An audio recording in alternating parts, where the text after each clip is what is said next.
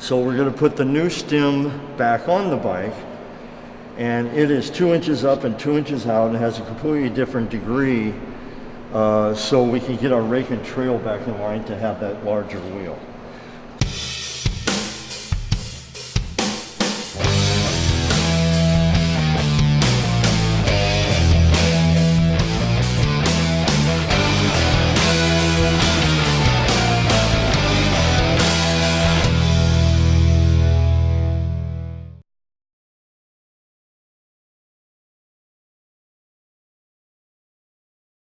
And so what we do is we have Jack here, and we bring him in as our certified welder.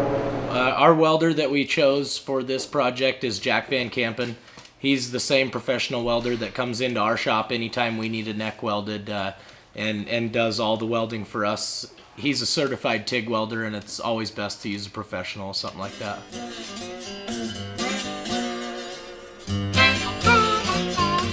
Advanced welding class, in which the kids had to pass, and actually to be on this class, we actually do an American Welding Society certification test, which is 3/8 plate. They groove it out and they weld it up and they bend them out.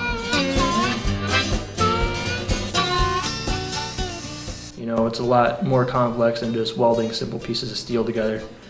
It's actually something that has a real purpose, and if it breaks, somebody's life could end. So. If you don't clean off the metal that you put into the weld with some kind of a rough pad that does have a little calcite layer on it, that can affect your weld. Seeing the different types of weld he did, from a plug weld to just a normal lap weld, I learned that the plug welds are much more durable. It'd move from side to side when you welded each side, so you'd have to weld at one side like an inch and then go the other side and weld that spot an inch and keep maneuvering it back and forth until make sure it was straight.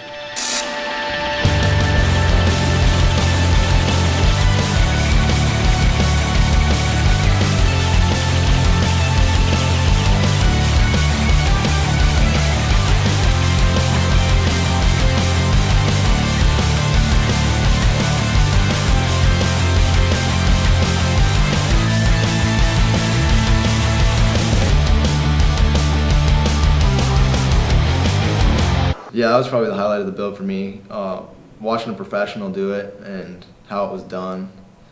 To understand the talent required, because they've all tried it, to be able to understand the talent that he has to be a certified quality welder to weld on the bike, gave them a new appreciation for how hard and how difficult that is to do.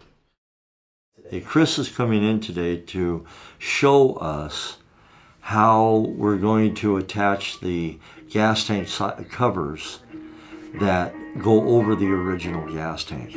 It's basically like eggshells that are going to come in from both sides and cover the gas tank.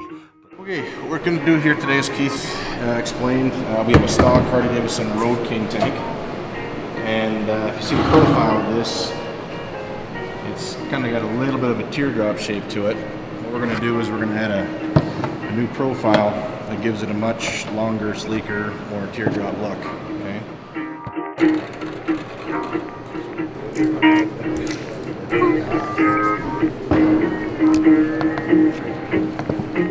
Chris is there to teach us that there's more ways than actual metal fabrication to make a bike look how you want it to. It doesn't have to get that expensive or time involved.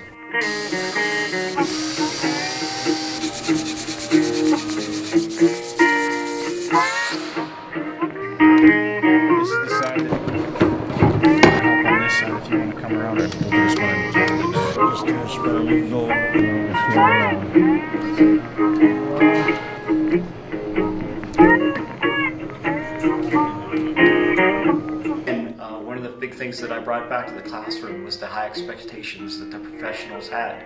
Okay, there was none of this, it's good enough. You know, they had to do it right, and that was very important, and that's something I wanted my students to see.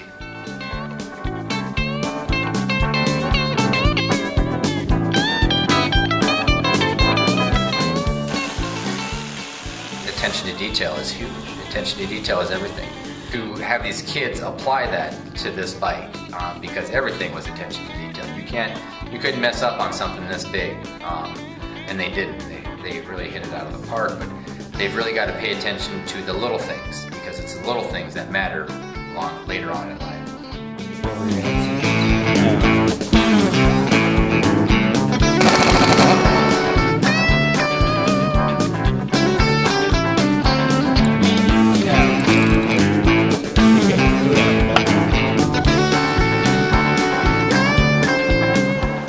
Okay, so now that we've got the rear wheel on here and everything, we're just going to go ahead and button it up for the night, and Jesse should be here tomorrow to show us how to properly install the air suspension.